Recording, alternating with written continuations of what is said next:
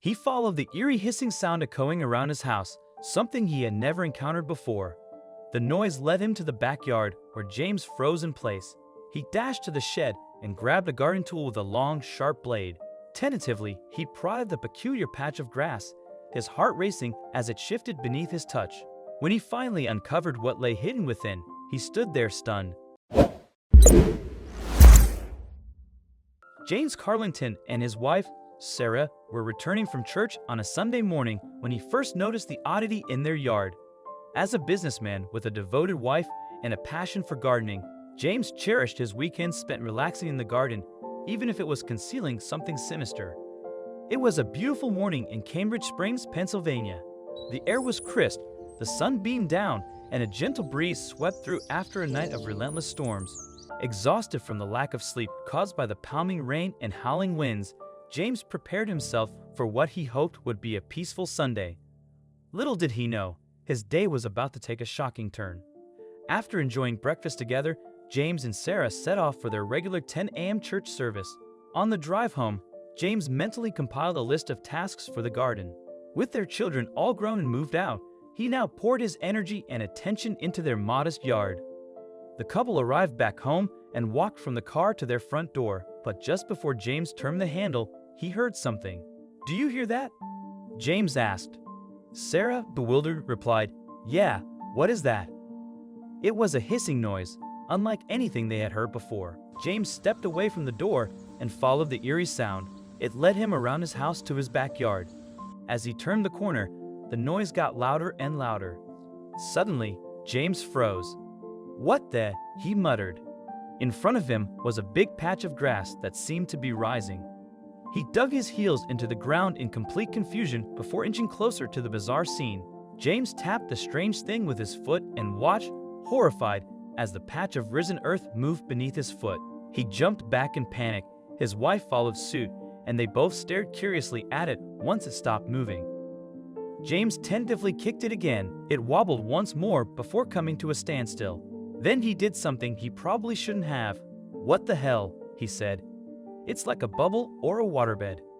Feeling emboldened, he took off his sandals and walked on it. The weird mass moved under his feet like a giant slab of jelly. James got so carried away with the fun sensation that he started to jump on it, but on his third jump, he heard an awful, unhinged sound. He froze. A loud pop filled the air, and the mass beneath his feet got bigger. James quickly got down, realizing that he had no idea what he was standing on. He hoped that sound wasn't anything serious, but it was. James asked his wife to get out her phone and start filming.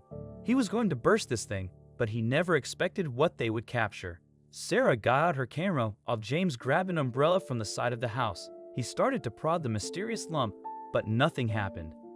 He needed something stronger. He sourced a garden tool and resumed poking it. "What if snakes come out?" his wife joked. What hid inside, however, was much more frightening than snakes. He stood on top of the mysterious mass again and started to pierce the grass harder. The hissing sound began to fade until suddenly there was another loud pop. James steadied himself as the grass churned, and he felt a big whoosh beneath his feet. His eyes opened wide as he watched what happened next. James finally managed to peer through the grass and burst a giant bubble. James and Sarah watched in amazement as murky water came gushing out. It continued to run from the ground like an endless water fountain, but the entrancing fountain wasn't all this bubble would reveal to them. After 15 minutes of watching his yard expel water from its underbelly, James began to notice something strange at the opening hole. A black piece of plastic stuck out from beneath the grass. James approached the hole and grabbed the piece of plastic. He tried to pull it out, but it wouldn't budge. It looked like the edge of a black trash bag. "What is that?" he wondered. He waited until all of the water drained from the strange bubble to find out. He looked around at his garden, which was now flooded. A small river flowed from his yard to the street, but the mess was the least of his problems. James went into his garage and brought out a shovel. If this plastic bag was the cause of this strange phenomenon, he needed to remove it. He dug into his beloved grass, one shovel at a time, until he reached the culprit. He reached his hand in and tried to pull it out again, but even though the plastic bag looked like it had been there for years, it was still as tough as nails. Confused, James realized that the plastic bag was much bigger than he thought.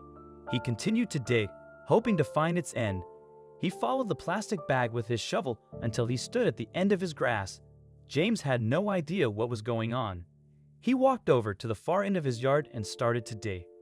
As he expected, the black plastic lay under his entire lawn like a giant sheet. But why?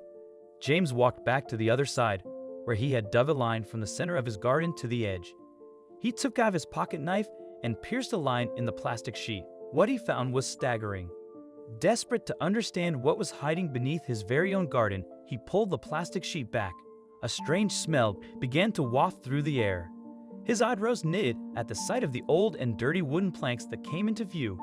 James didn't remember seeing anything like this outlined in the blueprint of his house when he bought it 50 years ago. Things were about to get stranger and stranger. James called for his wife, who had given up filming some time ago, preferring instead to begin some house chores. She walked to James's side, astonished at what he had done to their garden. There was mud and holes everywhere, but just as she was about to give out to him, she saw what he was staring at. She grew silent, scrunching her nose at the smell. "What is all this?" James asked. "I have no idea," he replied. "It looks like some sort of structure. We weren't told about any of this when we bought the house." "Rake?" he asked. "Honey," Sarah interrupted, "that looks like a door handle." Alarmed, James turned.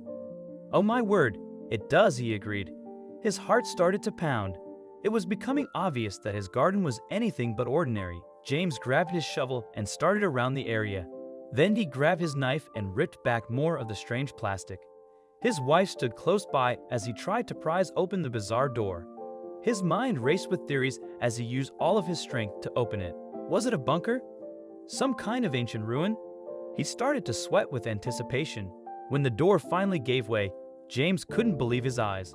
It opened up to wooden stairs that had fallen apart. James's heart raced as he felt chills run down his spine. He grabbed his flashlight and asked his wife to hold his ankles. Lying down, he lowered the front half of his body and discovered an old small wine cellar. Empty bottles were scattered around, and the place looked completely abandoned, smelling like sour milk or rotten fruit. It was clear that no one had been there in a very long time, and it was the source of the strange smell. When James picked up a bottle, he was shocked to see it was dated from the early 20th century.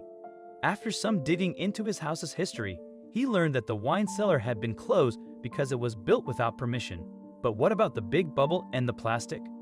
Later, James and Sarah found out that the plastic sheet was an easy way to fix the yard and add good soil without spending a lot of money to tear down the structure and buy new soil. They learned that the strange grass bubble was called a lawn blister. This happens when there is a plastic sheet under the grass, often used in lawns with poor soil to help healthy grass grow. The plastic is placed over the bad soil, and fresh soil is added on top for the grass to thrive. Here's how the strange bubble forms. Sometimes, water can get trapped under the plastic layer. As more water builds up, it causes the grass to rise with the pressure. In James's case, the heavy rain that night was the cause. Luckily, there was no broken pipe. But did James put himself at risk by popping it? While these blisters may look scary, they aren't dangerous, but caution is still important. Depending on their size, lawn blisters can flood your yard, so it's wise to create a way for the water to drain to prevent damage from too much water. Even though James handled the situation well, not everyone agreed with his approach.